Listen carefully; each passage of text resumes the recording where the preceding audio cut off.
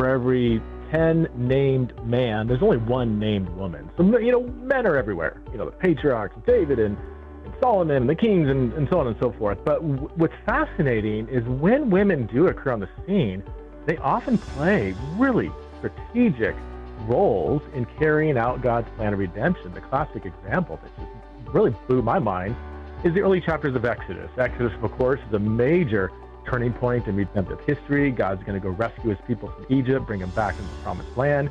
And in the early chapters of Exodus, it's all women who are the ones pushing back against the Egyptian empire,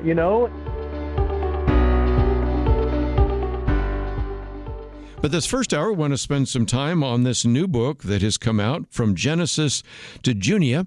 And if you're not familiar with that name, you might grab a Bible and go to Romans 16, because we'll get to that soon enough. It is written by Dr. Preston Sprinkle. He has been on the program with us before, talking about issues like homosexuality. As a matter of fact, the most recent book we talked about was on the transgender issue. He is the president and co-founder of the Center for Faith, Sexuality, and Gender, an individual that has his PhD in New Testament from Aberdeen University in Scotland, has been an individual who has taught theology at Cedarville University, Nottingham University, as well as Eternity Bible College, and also is the president of Theology in the Raw. That Theology in the Raw podcast is available. And of course, he has an annual Exiles in Babylon conference. Preston, thank you for joining us once again here on Point of View. Yeah, thanks for having me back on. I really appreciate it. Again, this one is an honest search for what the Bible really says about women in leadership. But my producer and I were talking about the fact that of all the books I've read, and of course I read quite a few books because of my job, I don't think I've ever had a book where the introduction was written before the research was done. And you actually wrote that back in May of 2022, which I thought was interesting because you wanted people to, if you will, join you on the journey, because we're going to get into some issues that are candidly pretty controversial at one point or another in terms of how you perceive, for example, women in leadership.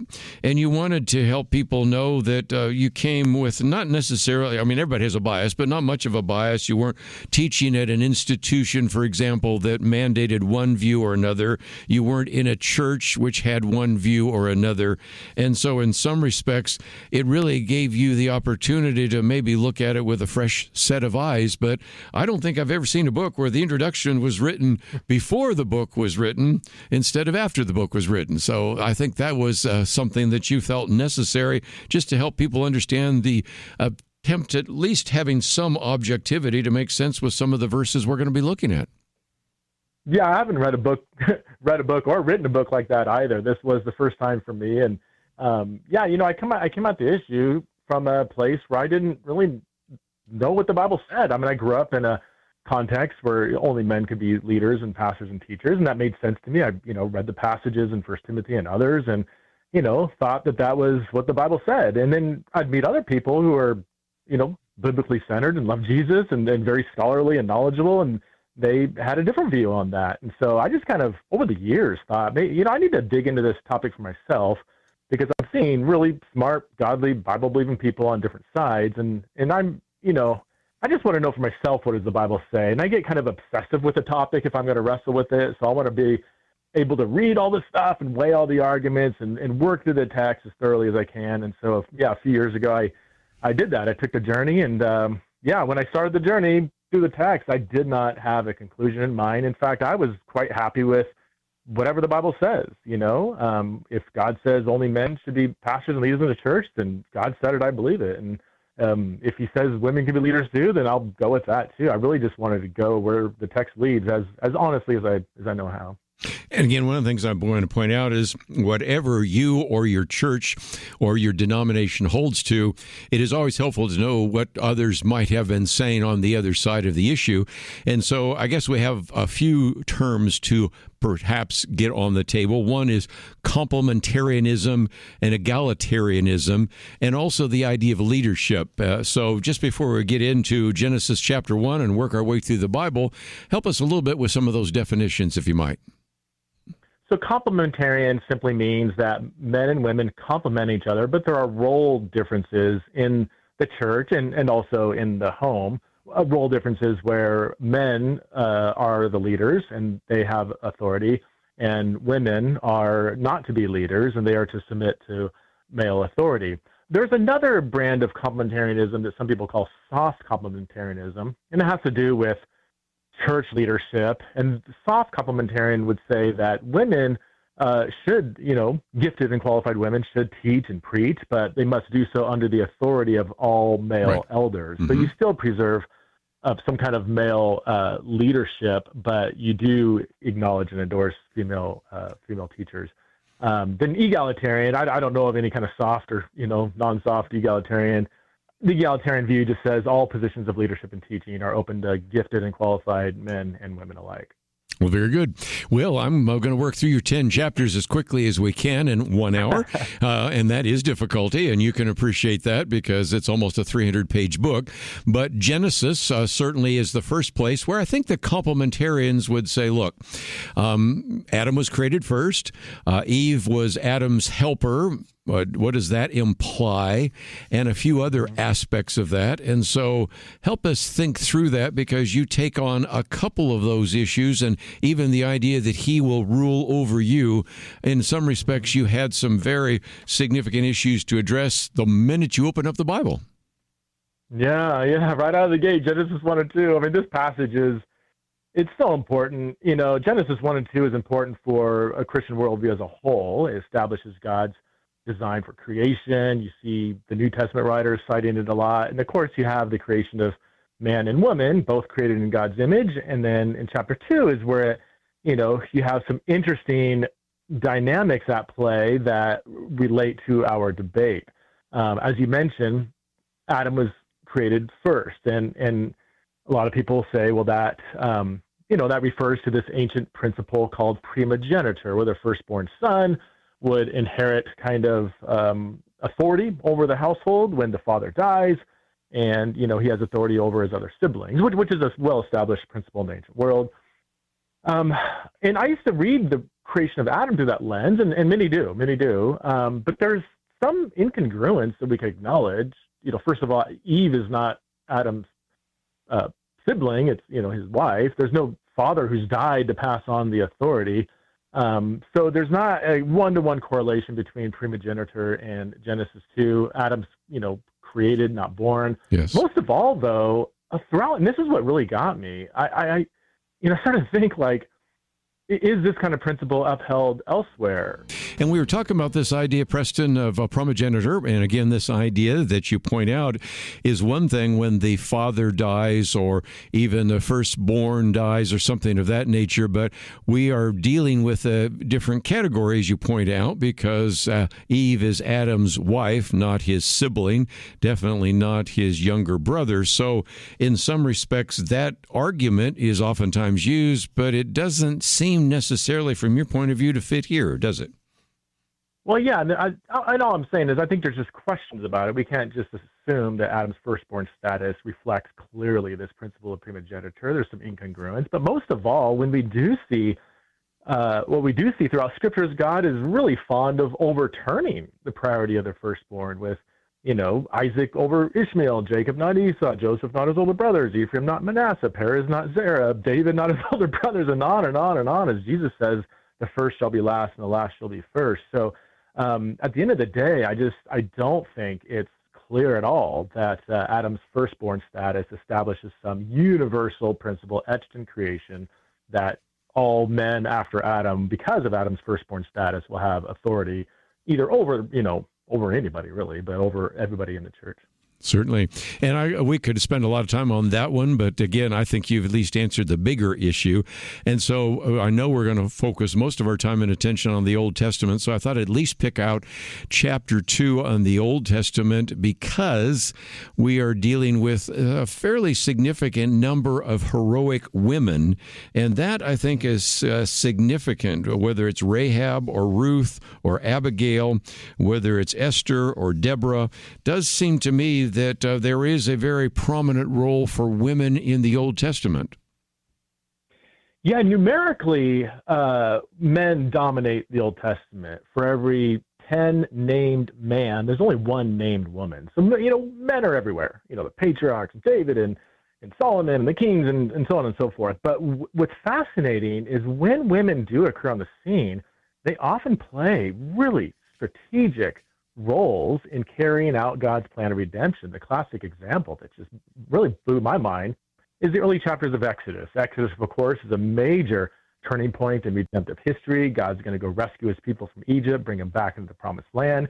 And in the early chapters of Exodus, it's all women who are the ones pushing back against the Egyptian empire, and paving the way for redemption. You have the midwives in chapter 1 who resist the king's edict. You have Moses' mother in chapter 2, Moses' sister, even Pharaoh's own daughter.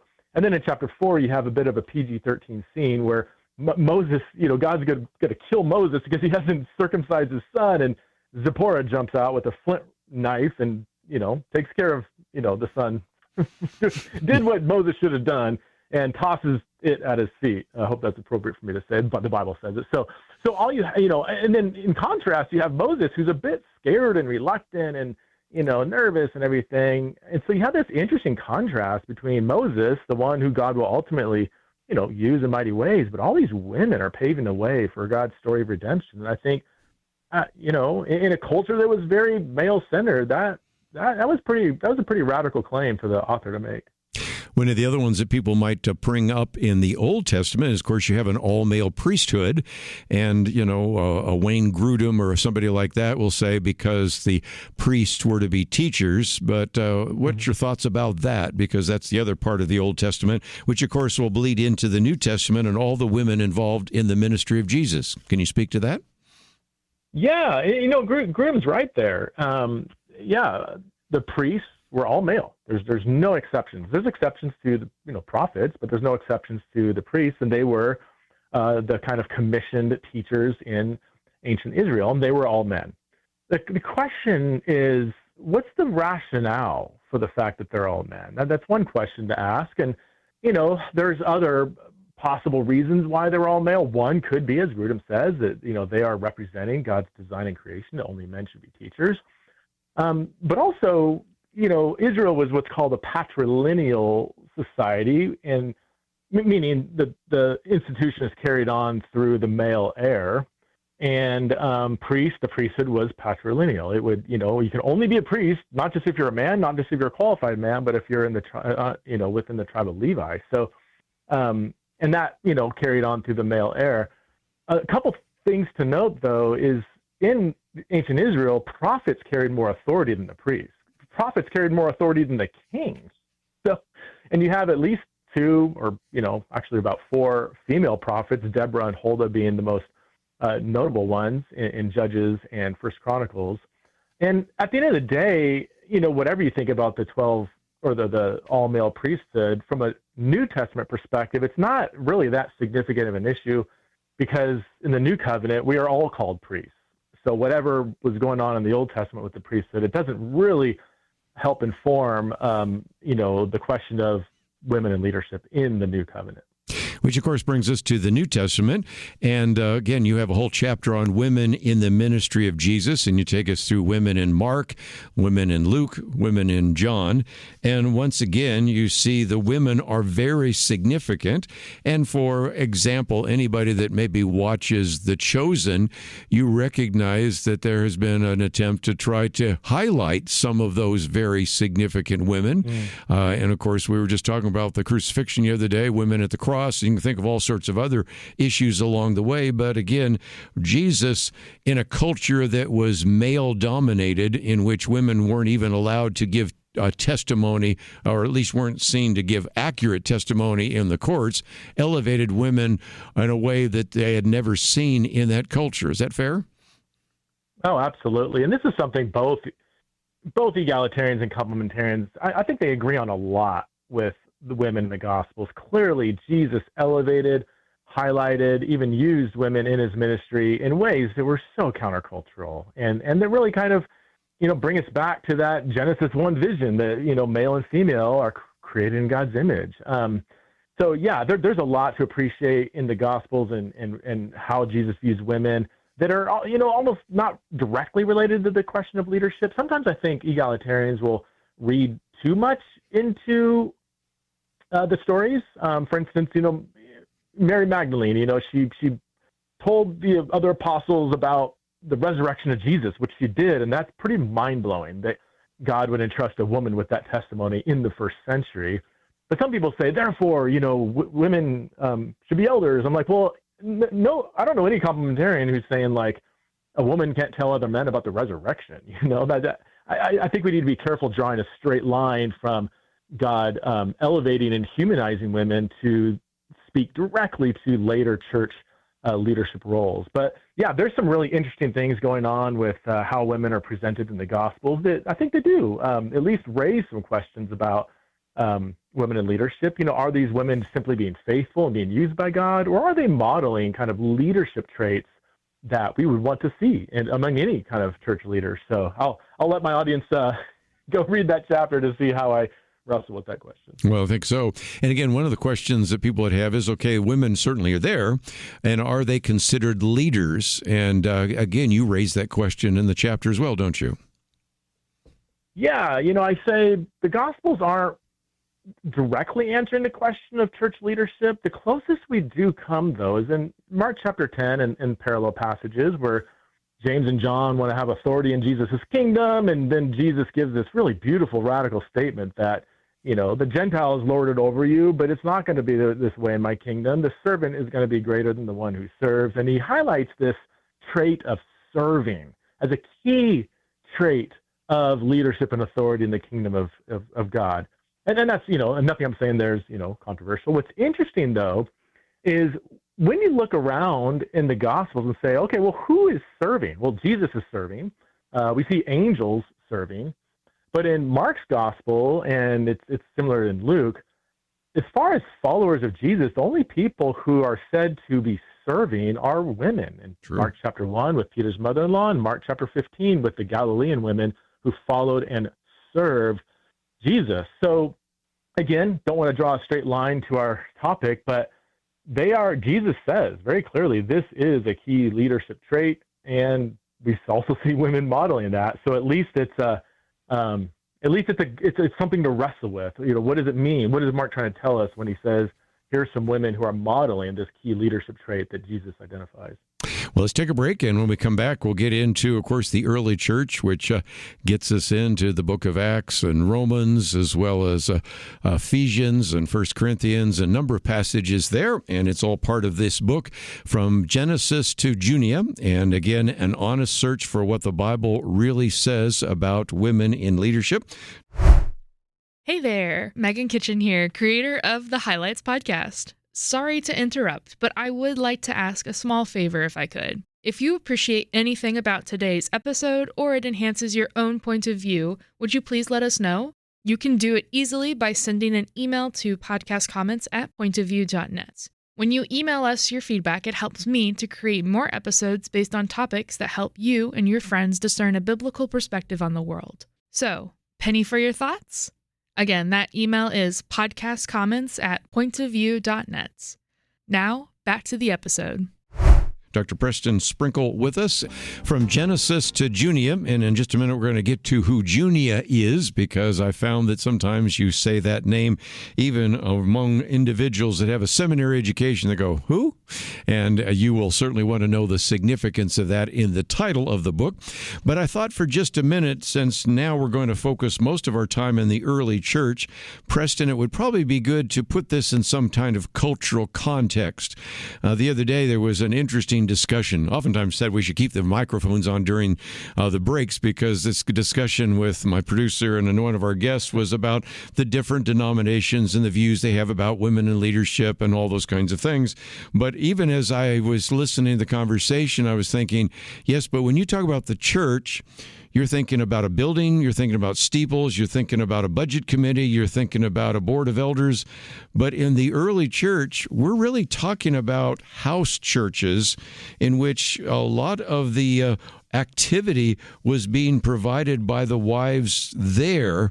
And so many times a host of a house church, by definition, would be a woman. So some of the time that we're reading through the epistles, primarily of Paul, we have to understand the goal of what he was trying to communicate and the context in which he was communicating it. Don't you think? Yeah, Kerby. I mean, honestly, I have a whole chapter on the first century house church and its own leadership categories. When I set out to study women in leadership, I didn't even plan on digging into that. But as I started looking in the New Testament, I'm like, I started to see a problem. I do think a lot of people bring modern categories of church and leadership to the text and then ask, the question, can women serve in these kind of positions that we have, rather than saying, what were the leadership categories of the first century house churches according to the New Testament, and were women serving in those kind of categories? And man, I discovered that a lot of my view of church was very modern. Doesn't mean it's wrong, but it doesn't map perfectly well on what was going on in the first century. For instance, our main, as a Protestant, our main title is pastor, right? Like we think, can women be pastors? It's like, well, Paul only used the term pastor one time in his 13 letters to refer to a leadership position in the church in Ephesians 4:11. And the context there is just, these are gifts that the church has. He doesn't say whether or not men and not women or men and women can occupy this role. He just states the gift. He uses the term, overseer and elder also, but in only 3 of his 13 letters, he uses those terms. Paul uses lots of other leadership terms like co-worker, or those who manage or care for the church is another leadership term. Or Paul's favorite term that he uses most often to refer to leader is the word servant.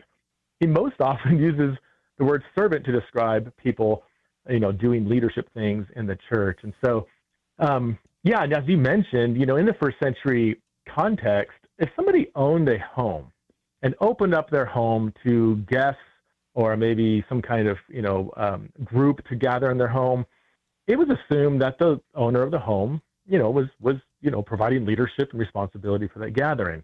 And as we see in the New Testament, most of the time it's a man who owns the home, as is normal for the first century. But there is at least 4 passages where Paul or Luke in Acts refers to a woman, probably a widow, probably a wealthy widow, who was the host of the house church.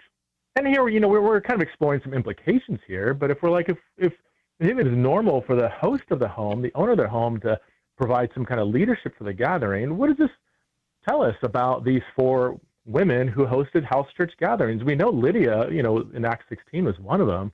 And man, Luke really describes Lydia with a glowing report. In fact, he names Lydia and doesn't even name the Philippian jailer. He's just the Philippian jailer. He singles out Lydia. She's obviously, supporting the believers there. She's opening up her home to believers. She already knew the Old Testament because she was a Gentile convert to Judaism before she converted to Christianity.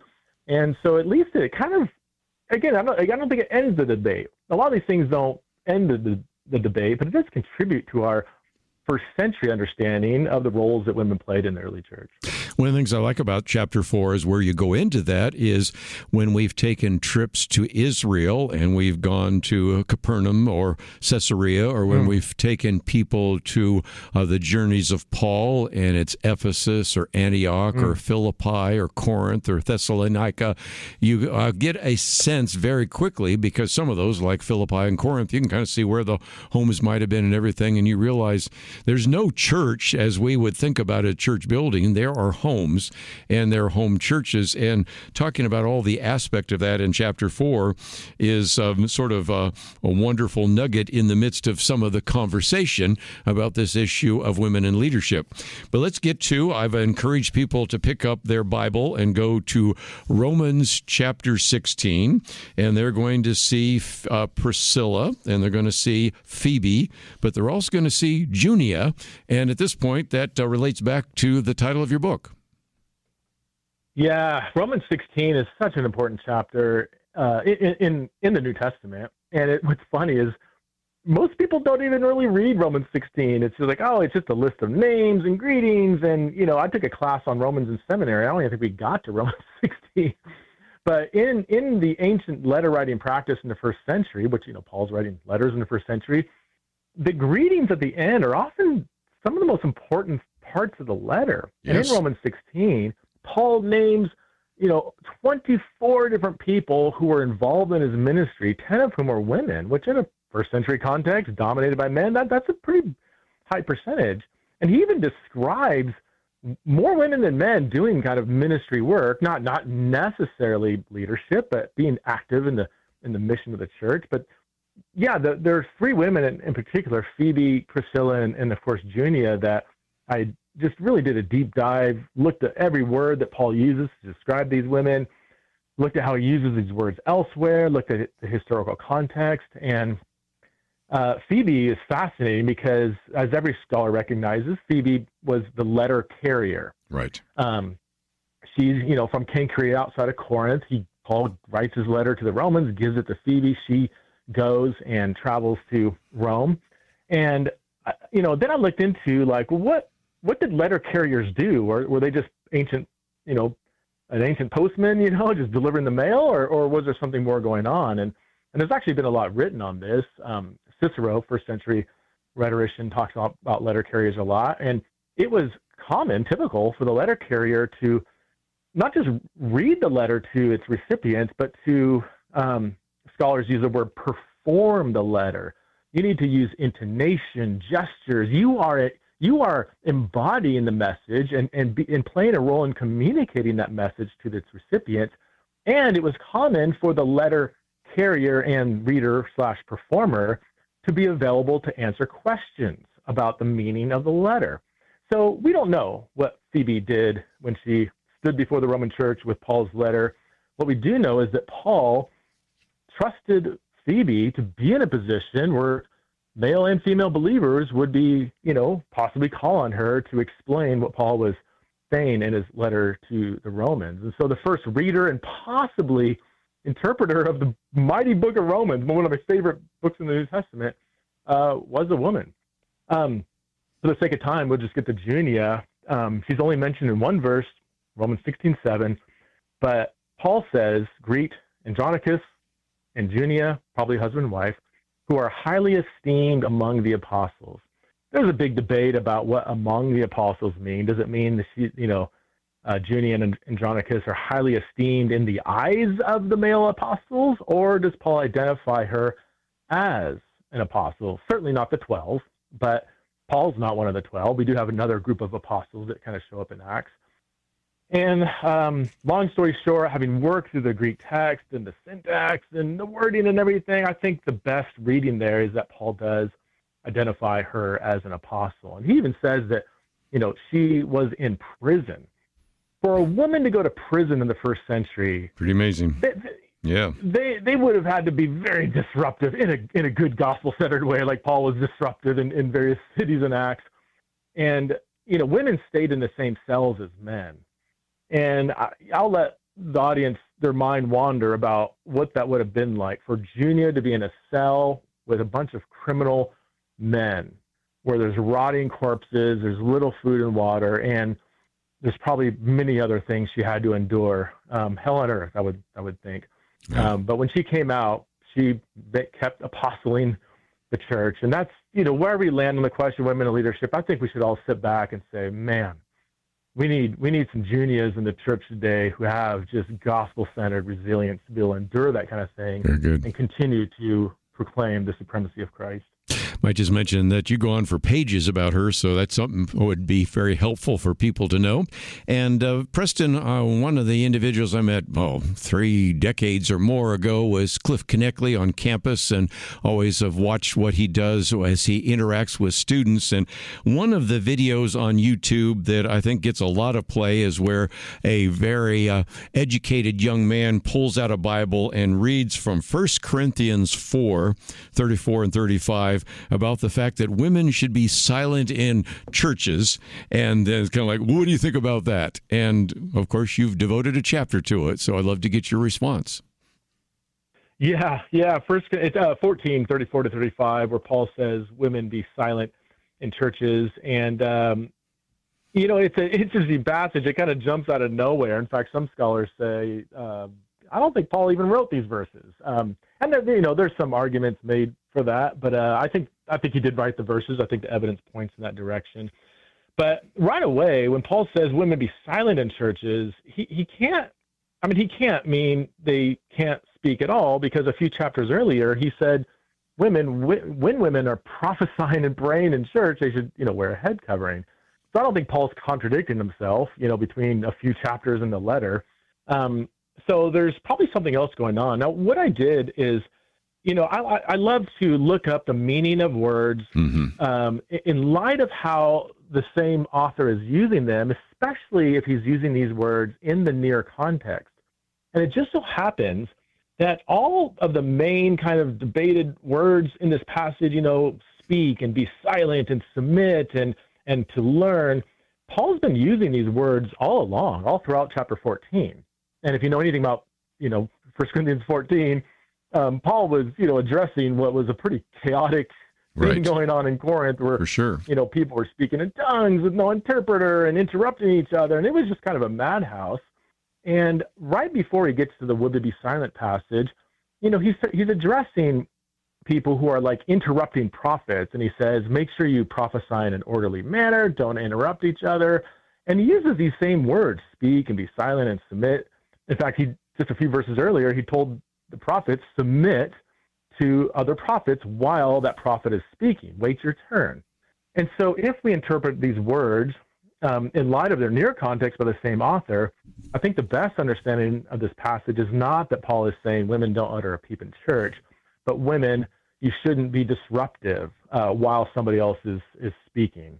And especially in a first century context, it would have been really unkosher for a woman to be, cutting a man off while he's speaking or correcting them and so Paul is, he's addressing a situation in Corinth where women were doing that, which is why he singles them out and tells them don't be disruptive and interrupt somebody while they're prophesying. And one of the things I appreciate about the fact that you are willing to dig into it is at one point you talk about studying Paul's words, speak, be silent, submit, and learn. Look at it in the larger context. And before we go on, let's just recognize that what we're trying to teach people, Preston, is what we call good biblical exegesis. In other words, look at the context. What was he saying before? What was he saying after? What was the context there when he's writing to those in Corinth, when he's writing to those in Ephesus? What kind of education did women have? What kind of circumstances was taking place in that church for the reason that was written in the first place? That really, I think, is very helpful.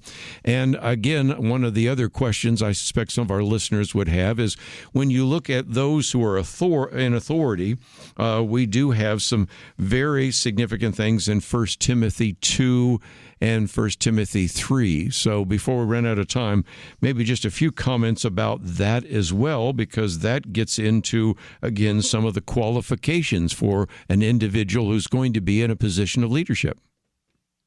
Yeah, it's a really tough passage, and I devoted, it's my longest chapter, almost 50 words. Right. 50 pages on 1 Timothy 2 and 3. And before I get into it quickly, just to reaffirm, what you said, my main goal in this book is, I lay out kind of how I'm understanding the Bible. People are going to agree, people are going to disagree. My main goal is just that we would root our views in a thorough study of the text of Scripture, even though people are going to land on different views. So that's my main goal. With 1 Timothy 2:12, where Paul says, I do not permit a woman to teach nor exercise authority over a man, for so many years, I just read that and like, gosh, it just all says it. Like, what else do you need to hear? Paul says they can't teach or exercise authority over man. But that word authority in particular is notoriously difficult. This is the only time it occurs in the entire Bible, the Greek New Testament and the Greek translation of the Hebrew Old Testament. And it's hardly even used outside of Paul in all the Greek literature we have. So this is a really rare, unique word. It doesn't, we have to kind of figure out what it means based on how it's used elsewhere. And I devoted a lot of time in just looking at every single time this word is used elsewhere. And in every single case, the Greek word authentein is used in a context of a master, a Greco-Roman secular pagan master, right, wielding kind of like dominating authority over his slave or somebody of a high social status, sort of lording it over those below them. And so if we go on the linguistic evidence we have, I don't think Paul is commanding women to not exercise a kind of like godly authority that only men should wield or exercise. But I think he's addressing a particular situation where women were not just exercising godly Christian kind of authority, but a more secular dominating kind of authority that isn't good for men to do, but it isn't good for anybody to do in the church.